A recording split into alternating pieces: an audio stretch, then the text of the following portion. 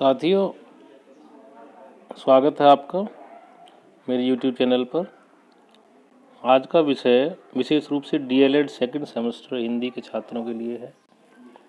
इसका विषय है कहानी, लोक कथा एवं रोचक प्रसंग। इन तीनों विषयों को हम अलग अलग तरह से समझेंगे। सबसे पहले बात करें लोक कथा की। लोक कथा एक सामासिक शब्द है जो दो भिन्न स्वतंत्र शब्दों लोक व कथा से मिलकर बना है। लोक का अर्थ है जन सामान्य तथा कथा का अर्थ होता है प्रचलित, रोचक, किस्से अथवा बातें। अतः लोक कथा का अर्थ हुआ जन सामान्य में व्याप्त, प्रचलित, रोचक किस्से अथवा बातें। लोक कथाएँ सामान्य रूप से आम जन से जुड़ी होती हैं। ये लोक कथाएँ सामान्य जनता में आदिकाल संस्कृत काल से पीढ़ी दर पीढ़ी चली आ रही हैं। इनका कोई लिखित रूप भी नहीं होता। ये एक पीढ़ी से दूसरी पीढ़ी को मौखिक रूप से ही अग्रसारित होती थीं। दादी नानी की कहानियाँ इसी कोटि में आती हैं। इन कहानियों के विषय पुराण, उपनिषद, रामायण, महाभारत, श्रीमद् भागवत आदि के साथ साथ विक्रम बेताल के किस्से, परियों की कथा, वीर पात्रों के चारित्रिक सुदृढ़ता आदि से संबंध होते थे। संस्कृत में बृहत कथा, पंचतंत्र, हितोपदेश आदि में नीति प्रधान और मनोरंजक कथाओं का बहुत अधिक संकलन है। इन्हें दंत कथाएँ, जातक कथाएँ आदि नामों से भी जाना जाता है। इनका लिखित रूप कम ही प्राप्त होता है। फिर भी समयांतराल से कुछ विद्वानों ने बहुत सी लोक कथाओं का लेखन कर उन्हें प्रकाशित कराने का कार्य भी किया है। लोक कथाओं में मूल संस्कृति के दर्शन होते हैं।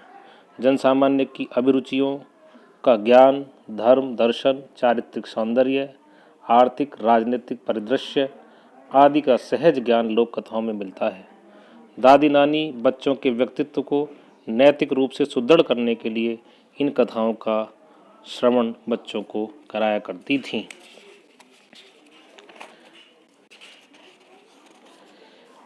अतः लोक कथाएँ जन सामान्य में प्राचीन काल से पीढ़ी दर पीढ़ी अग्रसारित होती हुई चली आ रही हैं।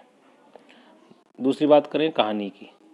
कहानी का सीधा सामान्य सा अर्थ है कहनी आनी, अर्थात यह कहने का एक ढंग है जो बात को मनोरंजकता के साथ साथ प्रस्तुत करता है। मानव सभ्यता के विकास के साथ ही कहानी का विकास भी माना गया है। आधुनिक काल में कथा साहित्य की एक विधा के रूप में कहानी सर्वाधिक लोकप्रिय हुई है। यह गद्य साहित्य की सर्वप्रिय विधा है। कहानी को अंग्रेजी साहित्य की शॉर्ट स्टोरी से प्रभावित माना जाता है। आज की कहानी संस्कृत कथाओं से भिन्न रूप में विकसित हुई है। आज की कहानी पर पाश्चात्य प्रभाव अधिक है। कहानी को कथा, आख्यायिका, गल्प, शॉर्ट स्टोरी आदि नाम भी दिए गए हैं। आधुनिक वर्तमान समय में यह एक पूर्ण साहित्यिक विधा है जो सभ्य समाज एवं ग्रामीण समाज दोनों का समान रूप से नेतृत्व करती है। यदि कहानी की परिभाषा की बात करें तो अमेरिका के प्रसिद्ध विद्वान एडगर एलन पो ने कहानी के संबंध में कहा है, ए short story is narration of short enough to be read in a single sitting, written to make an impression on the reader, excluding all that does not force that impression complete and final itself। अर्थात कहानी वह छोटी आख्यानात्मक रचना है जिसे एक बैठक में पढ़ा जा सके। एक बैठक का अर्थ है यहाँ जो एक बार बैठ करके व्यक्ति पढ़ने बैठे तो उसे पूर्ण करने के बाद ही उठे, पढ़ा जा सके, जो पाठक पर एक समन्वित प्रभाव उत्पन्न करने के लिए लिखी गई हो। जो हमारा हिंदी साहित्य है उसके प्रसिद्ध कहानीकार प्रेमचंद जी ने कहानी के विषय में लिखा है, कहानी एक रचना है जिसमें जीवन के किसी एक अंग या किसी एक मनोभाव को प्रदर्शित करना ही लेखक का उद्देश्य रहता है। हिंदी के प्रसिद्ध विद्वान डॉक्टर श्याम सुंदर दास ने कहानी के विषय में लिखा है, आख्यायिका एक निश्चित लक्ष्य का प्रभाव को एक निश्चित लक्ष्य या प्रभाव को रखकर लिखा गया नाटकीय आख्यान है। वस्तुतः कहानी साहित्य की वह लघु विधा है जिसमें किसी एक घटना, अनुभूति अथवा मूल्य का चित्रण कथात्मक ढंग से इस प्रकार किया जाता है कि उसकी रोचकता बनी रहे। इसका स्पष्ट है कि कहानी एक साहित्यिक विधा है जो आज वर्तमान युग में हिंदी साहित्य में एवं विश्व के समस्त साहित्यों में पूर्ण मनोरंजकता के साथ अपना आधिपत्य जमाए हुए है। कहानी के तत्वों की बात करें, कहानी के 6 तत्व माने गए हैं।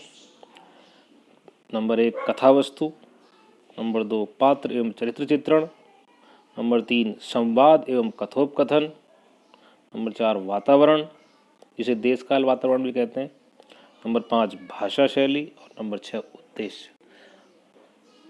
ये 6 के 6 जो तत्व हिंदी कहानी के बताए गए हैं अपने में बहुत महत्वपूर्ण है, लेकिन जो छठा तत्व है उद्देश्य, एक कहानी का में एक अथवा एक से अधिक उद्देश्य आवश्यक रूप से विद्यमान होने चाहिए। अब बात करें रोचक प्रसंग की। रोचक प्रसंग कहानी एवं लोक कथा से इतर अभिव्यक्ति का एक आधुनिक तथा लघु एवं मनोरंजक माध्यम है। यह विविध विषयों को अपने में समेटे है। जीवन की किसी भी घटना, पात्र, संस्मरण, अनुभूतियों को रोचकता से दूसरों के समक्ष इस प्रकार प्रस्तुत करना कि सुनने वाला बात को आरंभ से अंत तक पूर्ण जिज्ञासा के साथ सुने एवं भावातिरेक में डूब जाए। इसके विषय दैनिक घटनाओं, पूर्व की घटनाओं, आकस्मिक घटनाओं आदि से संबंधित हो सकते हैं। यह साहित्य की कोई विधा नहीं है, लेकिन फिर भी यह अभिव्यक्ति कौशल का रोचक एवं श्रेष्ठ माध्यम है। बच्चों में कौतूहल एवं चिंतन के विकास में इनकी महत्वपूर्ण भूमिका होती है। बात करें कहानी एवं लोक कथा में अंतर क्या है। नंबर 1 लोक कथा पुराण, उपनिषद, धार्मिक ग्रंथ पर आधारित होती थीं। कहानियों में कल्पना का अतिरेक है, उनमें उद्देश्य निहित है। नंबर 2 लोक कथाएं प्राचीन संस्कृतियों को बताती हैं, लेकिन कहानियाँ आधुनिकता से संबंधित हैं। नंबर 3 लोक कथाओं में प्राचीन संस्कृति के महिमा मंडन की प्रधानता है। कहानियों का प्रधान विषय मनोरंजन है तथा मनोरंजन के साथ साथ एक उद्देश्य उसमें छिपा होता है। नंबर 4 कहानी साहित्यिक विधा है, लेकिन लोक कथाएं अधिकांशतः मौखिक रूप में पीढ़ी दर पीढ़ी अग्रसारित होती हैं। नंबर 5 कहानी साहित्य की सुदृढ़ विधा होने के साथ साथ आज लेखन कला में इसका महत्वपूर्ण स्थान है। लोक कथाएं आज भी दादी नानी तक सीमित हैं। नंबर 6 लोक कथाओं का रूप धीरे धीरे समाप्त हो रहा है।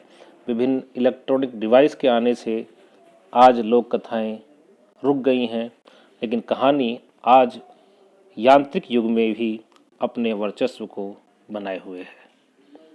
धन्यवाद।